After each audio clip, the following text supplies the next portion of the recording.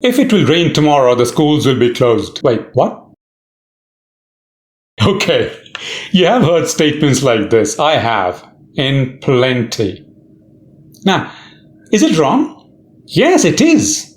And I'll give you 4 reasons why it's wrong.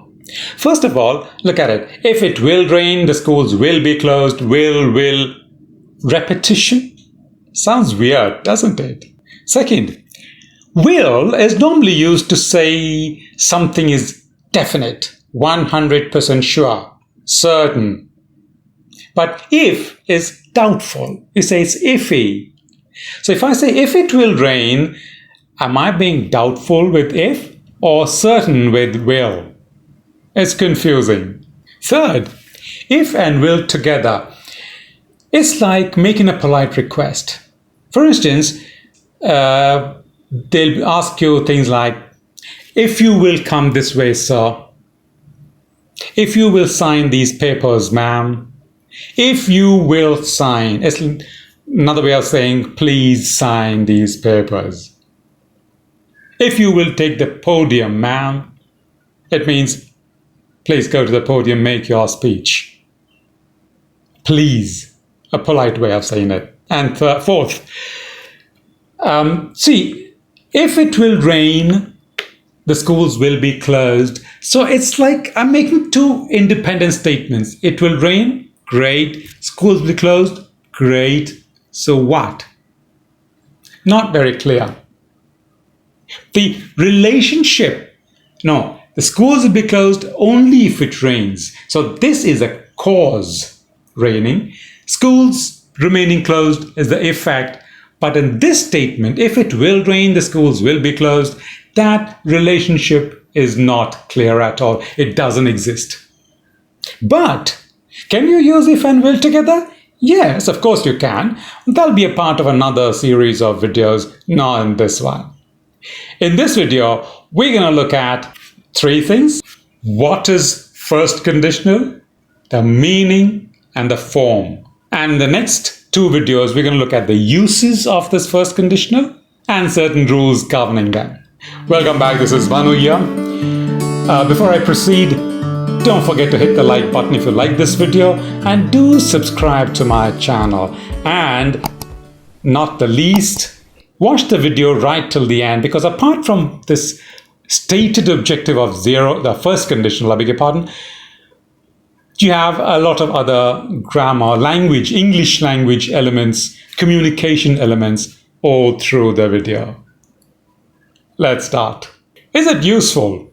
Yes, it's extremely useful to learn this structure. Why? Because we use this structure to first present a situation and make a prediction based on this presentation, this situation that we are presenting. Let's look at an example. If it rains tomorrow, the schools will be closed. What does the sentence imply? 5 things. First, we are saying that something's going to happen in the future, or we will do something in the future, depending upon what we are trying to say. Second, raining, in this case, raining is not in my control, but the schools will be closed is in my control. Well, if I'm the minister or whoever is in charge of that. But it's in man's control. Rain is not in man's control.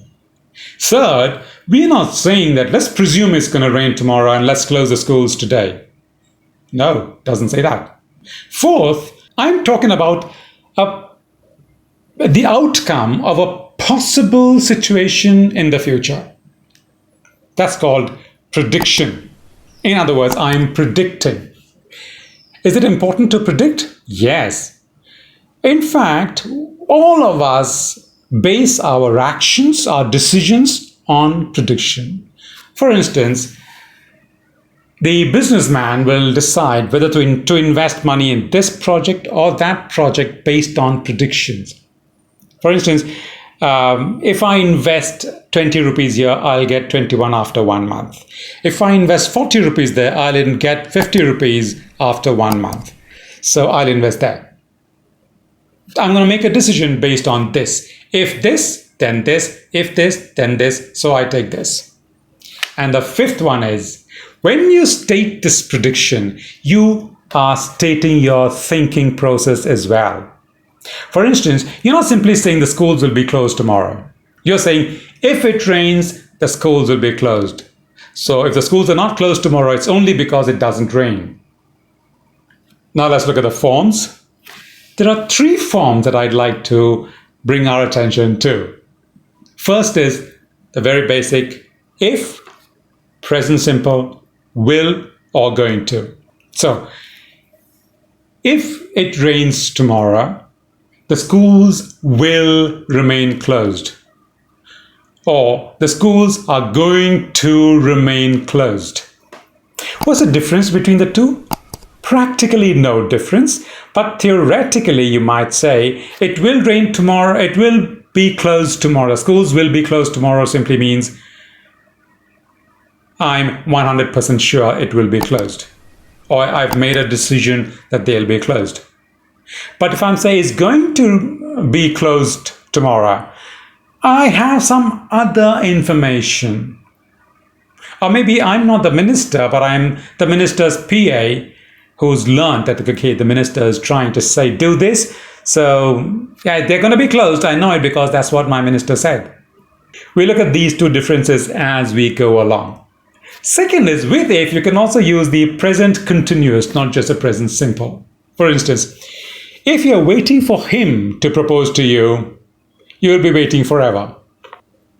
That means a girl is like, he's going to propose to me, and her friend says, if you're waiting for him to propose to you, you're going to be waiting forever. He's not going to propose to you. Here's another one. If they are staying over for dinner, please get some extra milk. If they are staying, present continuous, please get some extra milk. That's more like an imperative. Get some extra milk. That's the way wives speak, don't they? Imperative. Get some extra milk. Here's another one. If she is willing, we'll go to the movie. If she is willing, we'll go. Otherwise, we won't. Now, if I say, if she is willing, we're going to go to a movie, technically it's sound, but what does it say? It says, we're going to go to a movie. We've already planned beforehand that we go to a movie, provided things fit in with her schedule. So if she is willing, if she is ready, then we'll go to the movie. We are going to go to the movie as planned earlier. Third is the use of present perfect. So I'll say, if you haven't had a masala dosa, you'll love it. So we are going to a South Indian restaurant and I'm saying, if you haven't had a masala dosa yet, you will love it, or you're going to love it. Here's another one. If she hasn't spoken with you yet, she's going to be pleasantly surprised because she'll find out that you're a gentleman. Here's another one. If they have accepted the contract, they will complete it on time. That's my promise. We'll also look at some of the forms later in this series. That's it for this video. In the next video, we're going to look at the different uses, the 6 different uses of this structure, the first conditional. We'll catch you then. Bye-bye. Thank you for watching this video, liking it and subscribing to our channel. We'll see you in the next video. Until then.